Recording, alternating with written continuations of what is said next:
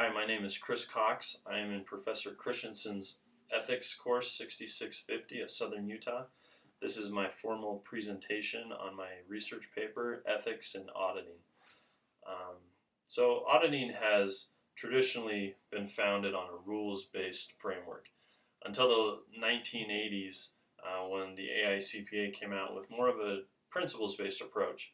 Now, in a principles-based environment, personal ethics are a little harder to measure and harder to track and tend to remain hidden from the public's view. Now, as we know, in the past decade, the ethics of auditors has been on display and very heavily scrutinized by the public. As a result, has been a decline in public trust out in the auditing profession. The AICPA came out with a guide to implementing their principles-based approach, and this approach is called the Threats and Safeguards approach. The approach involves identifying threats to compliance and evaluating the significance of the threat and finding ways to mitigate that threat or reduce it to an acceptable level. Now, implementing ethics in auditing is a challenge. The need for constant training and monitoring of a company's ethical framework is of utmost importance. Okay. Now, external auditors as well as internal auditors have a challenge when it comes to remaining ethical. External auditing has an inherent ethical dilemma, and that is that the company that hires you to do an audit is also the company that's paying your bill.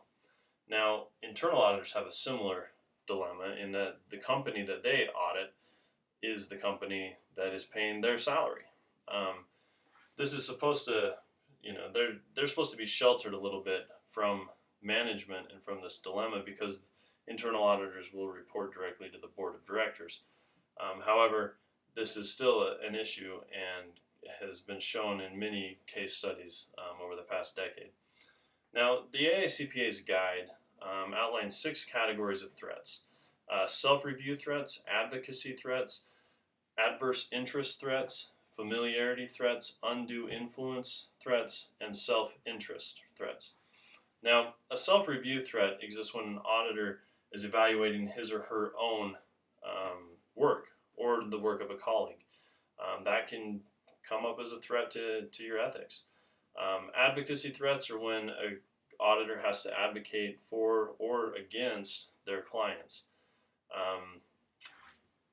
All of these threats, familiarity threats can arise when auditors have a long-standing business relationship with a client, and that may cause them to lose objectivity or be sympathetic to a client's position. Undue influence threats are when an auditor is faced with a decision that comes by excess influence.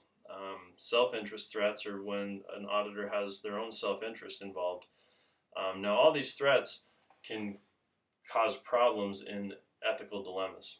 The guide shows some safeguards that can be put into place, mainly 2 categories. Number 1 is safeguards mandated by the profession, and the other is safeguards in the work environment. Now, a peer review is a good example of a safeguard that is mandated by the profession, and a quality control review or pre-issuance review is a good example of a safeguard created by the company. Now, implementing ethics could be challenging in a company, but there's a couple of suggestions that may help.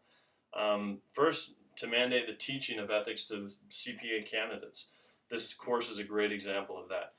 Colleges have started to do that and should continue to do that to maintain ethical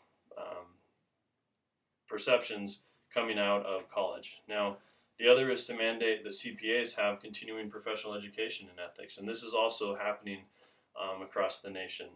The use of internal ethical audits also can be something that helps. Now, in conclusion, the auditing process is highly sensitive and scrutinized by the public, mainly because it deals with people's money. As auditing standards move to more of a principles-based approach, there is a call for the profession to be a profession of higher moral standards. And while there always isn't a specific set of rules, auditors need to be able to find moral courage to act professionally when they are faced with ethical dilemmas. Thank you.